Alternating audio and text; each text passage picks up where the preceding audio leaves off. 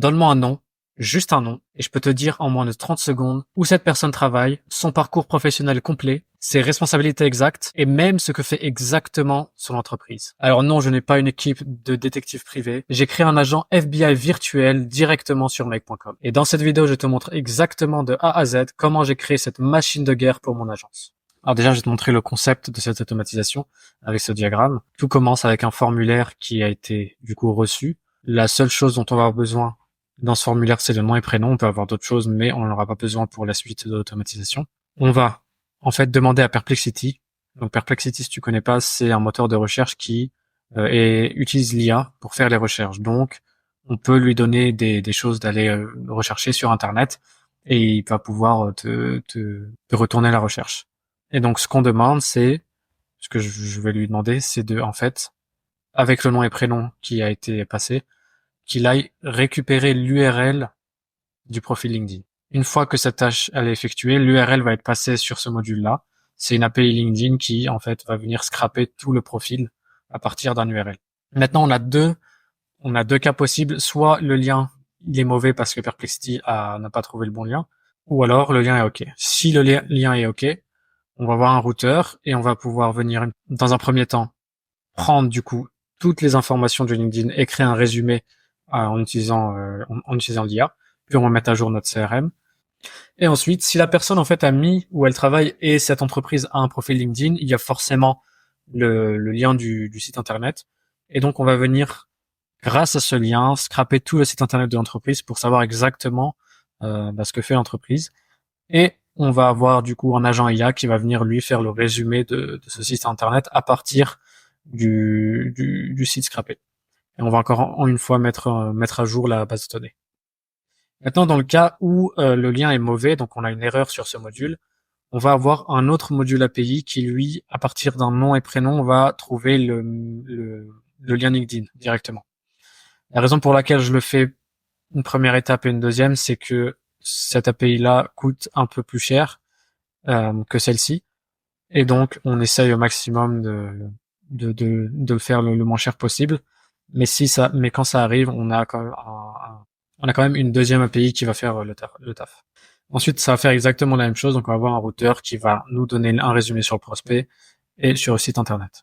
Donc, si je récapitule, les informations scrappées, ça va être le nom, le prénom. L'email, c'est s'il est dans le formulaire. Le poste occupé de ce prospect, le nom de son entreprise, le site de l'entreprise qui a été scrappé, et donc l'URL, le rapport sur le prospect et un rapport sur l'entreprise. Donc pour ça, on a 5 outils qu'on va utiliser. On va utiliser déjà make.com qui est l'outil d'automatisation. On va utiliser ChatGPT pour faire les résumés des rapports.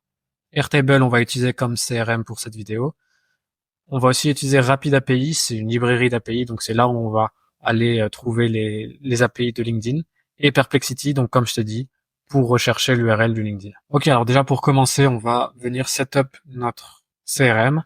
Pour cette vidéo, j'utilise Airtable. J'utilise de plus en plus Airtable par rapport à Google Sheet. C'est comme Google Sheet, mais un peu plus puissant. T'as beaucoup plus de possibilités. Donc, encore une fois, le lien, tous mes liens vont être dans la description. Si t'as jamais utilisé Airtable, je t'invite à créer un compte et on se retrouve juste après pour que tu puisses créer ta base de données. Alors du coup, on va cliquer sur créer. On va commencer à partir de 0. Donc là, on va voir notre base de données complètement vierge. Tu peux voir que tu peux même ramener, importer de Google Sheet ou en format CSV Excel. On n'a pas besoin. Et on va commencer par faire notre CRM. Ça va être un CRM assez basique. Donc, ce qu'on va avoir besoin, comme je t'ai montré juste ici, c'est ces informations-là. Donc, on va avoir le nom, le prénom. On va supposer que dans le formulaire, on va avoir un email, le poste occupé, nom d'entreprise, site d'entreprise, rapport et les deux rapports. Donc, ici, on va voir le nom. Bon, déjà, je vais commencer par enlever ça. Et celui-ci, on va pas en avoir besoin. Celui-ci, on va le dupliquer pour avoir le prénom. Ensuite, on va avoir l'email, le poste occupé,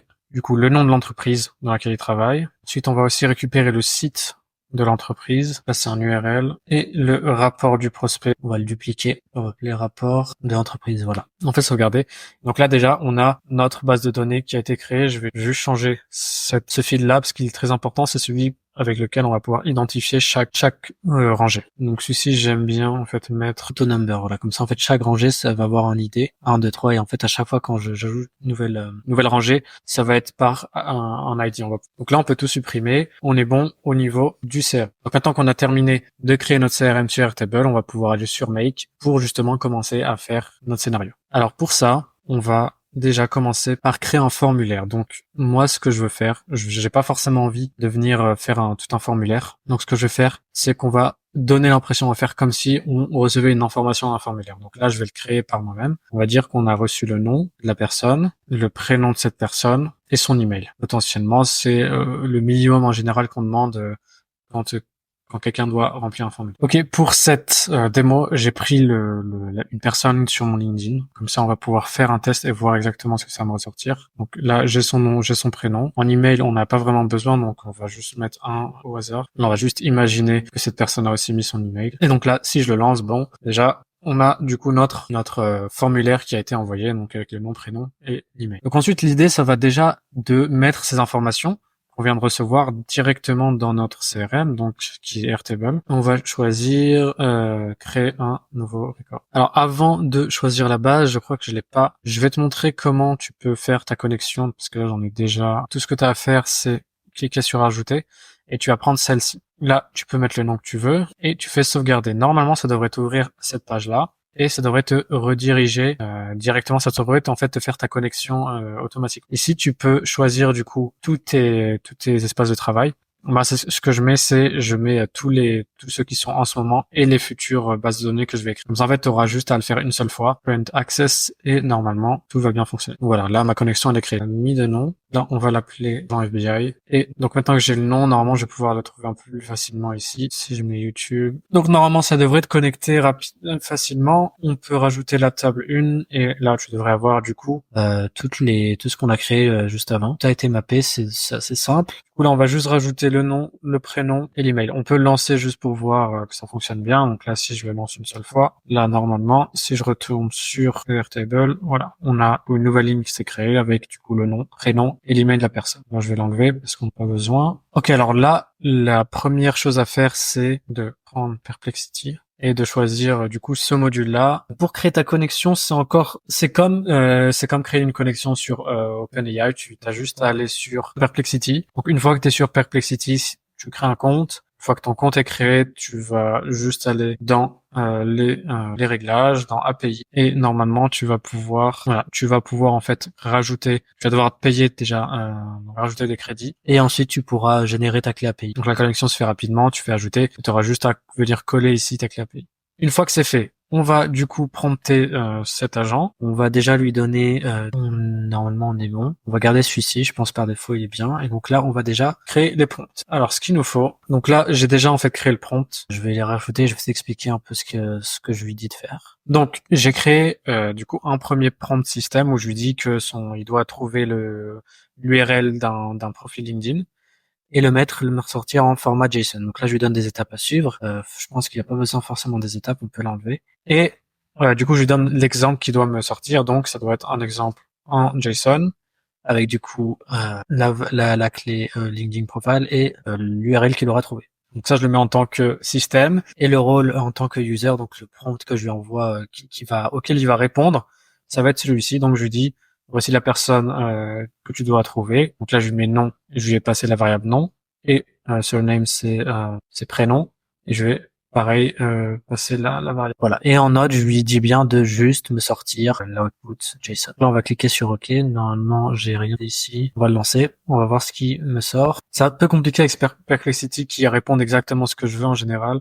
Ok, c'est parfait. Donc là, il m'a sorti un lien. Donc on va voir déjà s'il a sorti là, si je le copie, je fais ça. Parfait. C'est la personne que je... Et donc il a pu me trouver l'URL exact. Ok, là-dessus on est bon. Alors maintenant, j'ai un problème. C'est que comme tu vois dans ce qui me sort, et à chaque fois j'essaye. En fait, là, quand il me sort l'output, c'est dans un bloc code, ce qui fait que j'ai ça au début et ça à la fin. Et le problème, c'est qu'avec ça, c'est pas un format JSON. Si je viens le parser, ce qui veut dire en fait juste passer d'un format comme ça, donc d'un format texte à vraiment un format on va pouvoir mapper. C'est-à-dire que là, tu vois avoir une variable, une clé plutôt, et sa variable. Donc là, je vois là, justement le parser.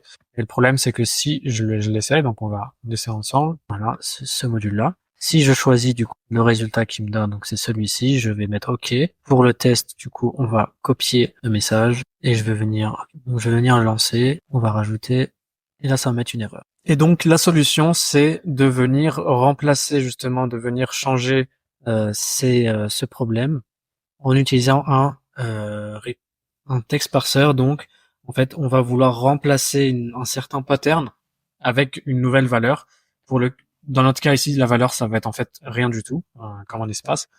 Et, euh, et justement, comme ça, on va pouvoir parser ensuite le JSON.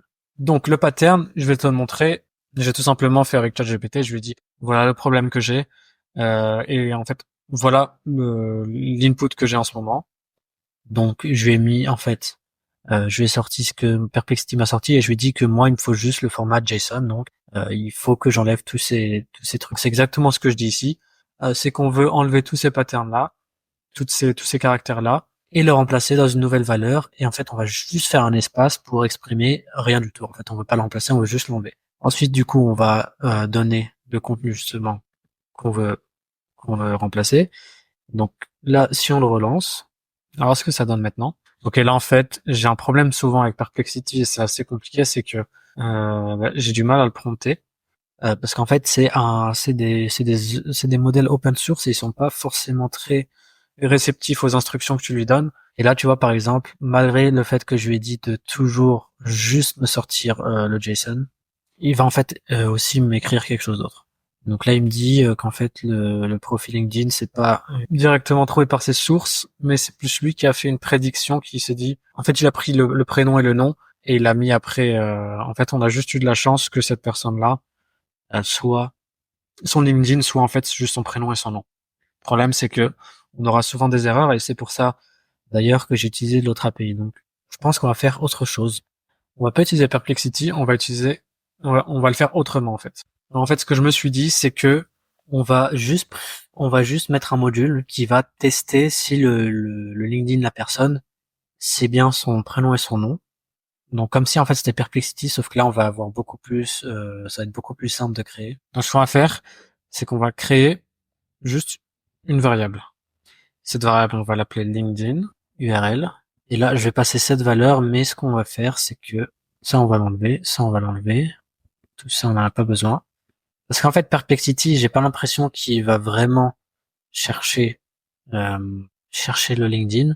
Il fait juste une prédiction, entre guillemets.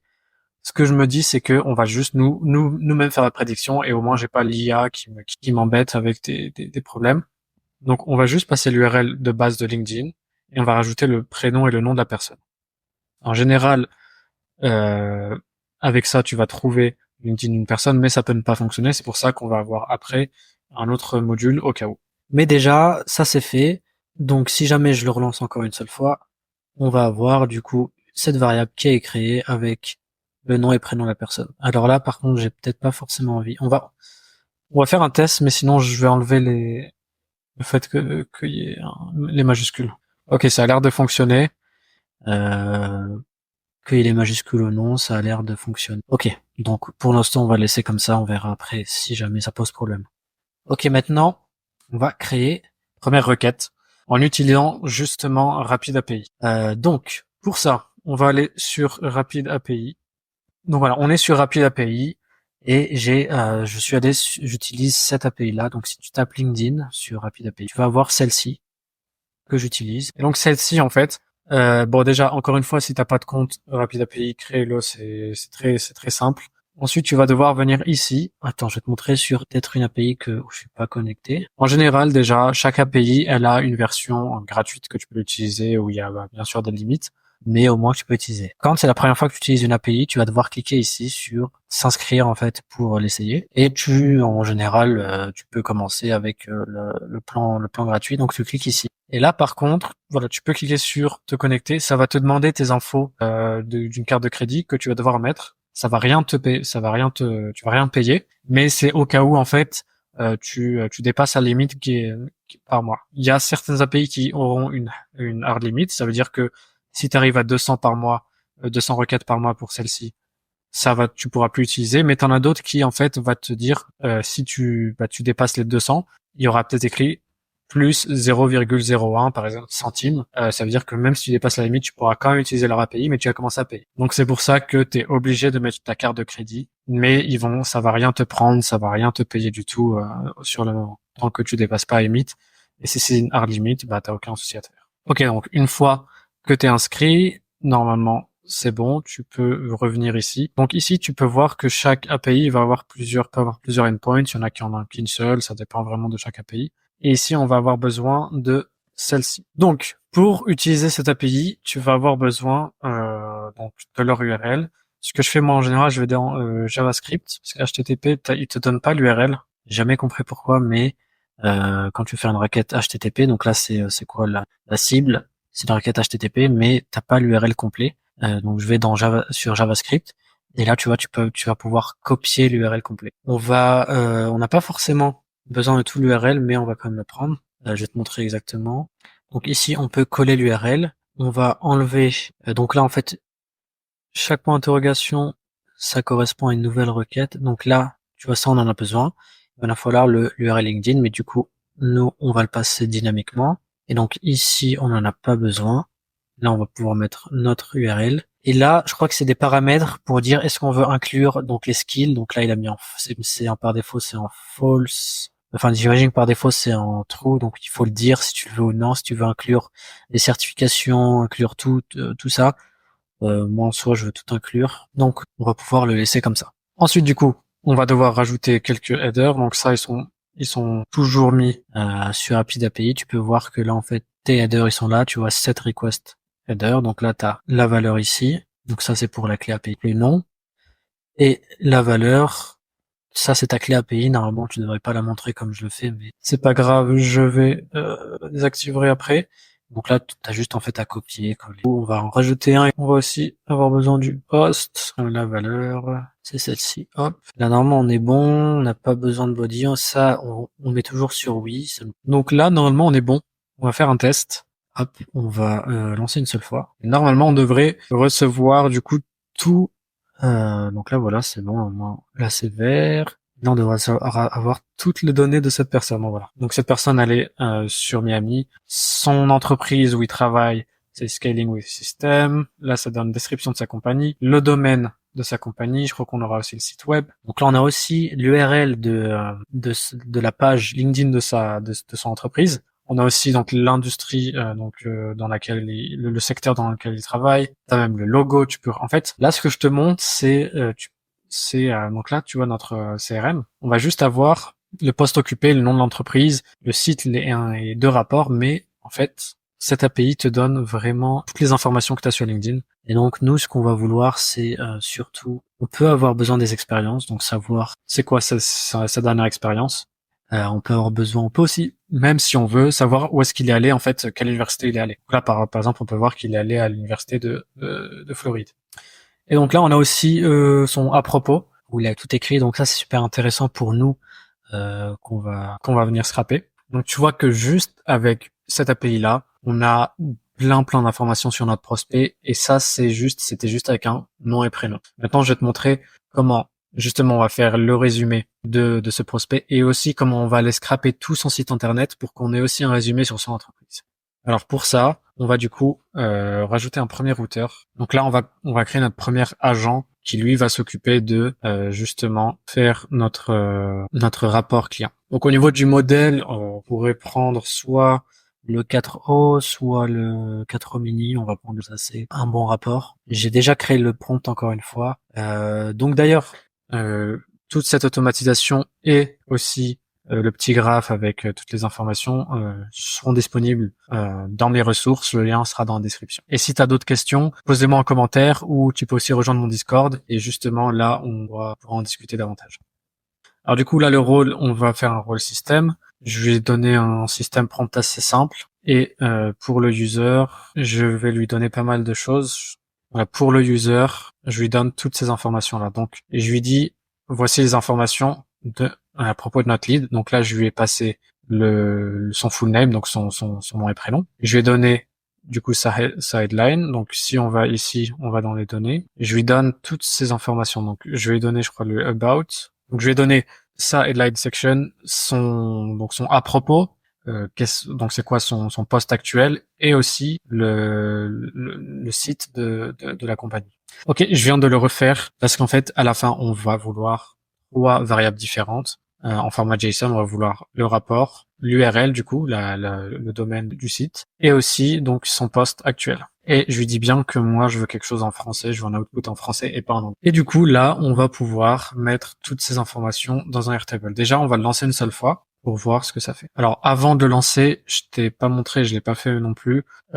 Sur Make maintenant, tu peux préciser que tu veux un format JSON et ça va aider en fait ChatGPT à te sortir un format bien fait en JSON et tu peux même dire que tu veux le parser déjà de base. Comme ça, tu auras le format JSON déjà parsé, déjà fait. Le reste, on n'a pas besoin d'y toucher. Juste ici, j'ai mis 0 comme ça, il va pas avoir une limite de token. On met OK et on va le lancer. Donc là, encore une fois, on lance toujours avec la même chose. Là, on va scraper toutes les données justement du LinkedIn de la personne et on devrait avoir un rapport avec, on devrait avoir 3 sorties. Donc là, voilà le résultat. On a le rapport de cette personne, le site, l'URL de son site et du coup son poste actuel. Si on prend le site, on colle, voilà, on arrive bien sur son site et on va pouvoir du coup le scraper sur une autre branche. Là, on est bon. Maintenant, on va du coup mettre tout ça sur notre base de données. On va update parce que ce qu'on veut c'est que mettre à jour une des listes et plus précisément celle sur laquelle en fait on vient de créer ce nouveau prospect. On va vouloir mettre à jour du coup le poste occupé et le rapport et le site internet aussi. Donc là on choisit la table 1. Ce qu'il va falloir qu'on mappe c'est l'ID sur lequel on veut mettre à jour la rangée. Et donc on va la trouver juste ici, ID de l'RTP, donc qui vient du module juste ici. Là on le rajoute. Tout ce qu'on a à mettre ici, ce qu'on veut rajouter, c'est le poste occupé. Donc là on a le job title, le nom de l'entreprise, on l'aura plus tard. On veut le site, l'URL et le rapport du prospect qui est ici. Là on est OK. On va pouvoir passer maintenant au scrapping du site internet. Alors pour ça, on va utiliser un module que j'adore, que j'utilise énormément, qui s'appelle Scrape Ninja. On va prendre ce module-là, Scrape, et il va falloir créer une connexion. C'est assez simple. Tu vas dans Ajouter, et sur Rapid API, donc l'endroit où on est en ce moment, on va aller sur du coup Scrape Ninja. Donc, tu vas juste mettre ici Scrape Ninja. Tu vois le logo, normalement ça doit être le même que sur Make. Ça doit être ce logo normalement. On va du coup sur Rapid API et on va pouvoir prendre ce endpoint là. C'est un post request, donc on va devoir envoyer des informations. Et normalement, donc tu fais encore une fois, tu dois te connecter, tu dois t'abonner à cette API. Mais normalement, ça va fonctionner. Donc, ce qu'on va vouloir passer ici, c'est très simple, c'est l'URL. Donc, on va juste venir choper l'URL. Voilà, il est ici, compagnie website. Donc là, on a l'URL déjà tout fait. Voilà. Ici, on va pas forcément. Ici, j'y touche pas. On va tout laisser par défaut. C'est très bien. Le proxy, bon, on peut mettre en Europe.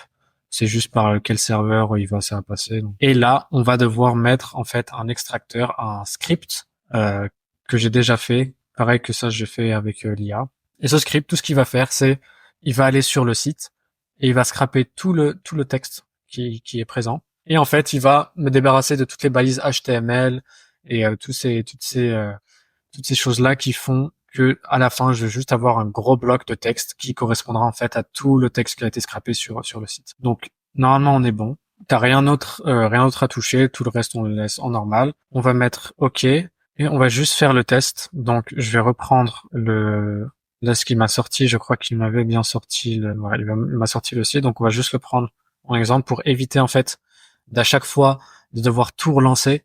Et donc, ça consomme des opérations. Et aussi, si tu utilises des API avec des crédits, ça va te les consommer aussi. Donc, ce qu'on fait, on va juste lancer celui-ci. Là, on va pouvoir copier, du coup, le site, le lien. On va le lancer. Donc, on va voir ce qui va me ressortir. Et normalement, le résultat, c'est tout un bloc, voilà, tout un bloc de texte qui correspond en fait à tout ce qui a été dit sur le site jusqu'au footer où tu vois là, en général, c'est là où tu as l'adresse.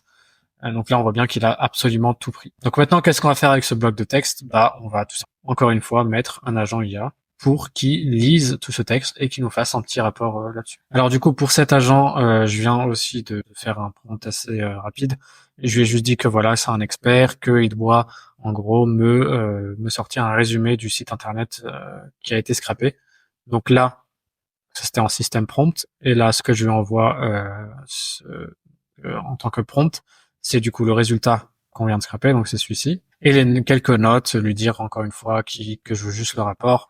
Ça doit être en format JSON, qu'il doit y avoir une seule variable, et c'est la variable report, et que la variable, ça doit être juste un seul paragraphe, et surtout que l'output soit, donc la sortie, la copie, l'écriture soit en français. Voilà, ici j'ai bien redit que je veux que ce soit un objet de format JSON, et on va le parser. Donc là je mets OK, on peut faire un test. Ici, ce que j'ai oublié de rajouter, en soi je peux le faire juste après, mais juste ici en fait, le nom de l'entreprise, si je me rappelle bien, si je regarde dans les données, elle va être, voilà, compagnie.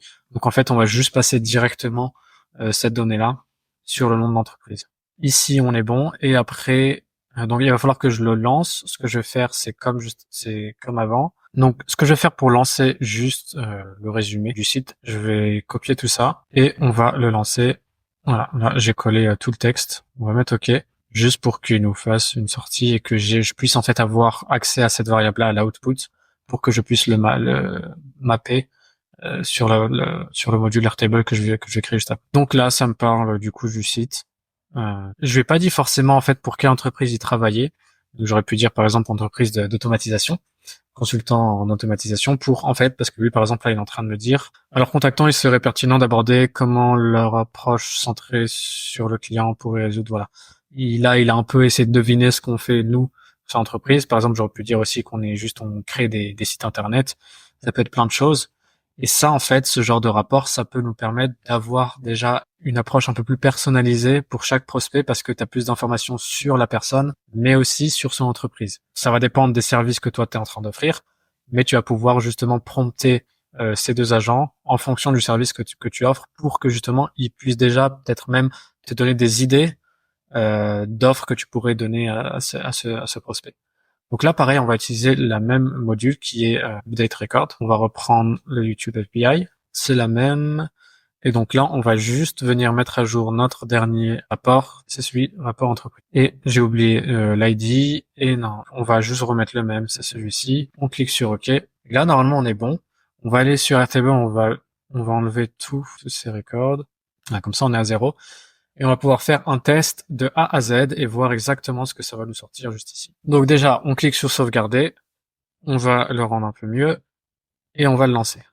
Donc, là on a pris notre prospect, donc là on a un nouveau prospect qui arrive dans la pipeline. On va aller voir directement ce qui se passe sur Airtable.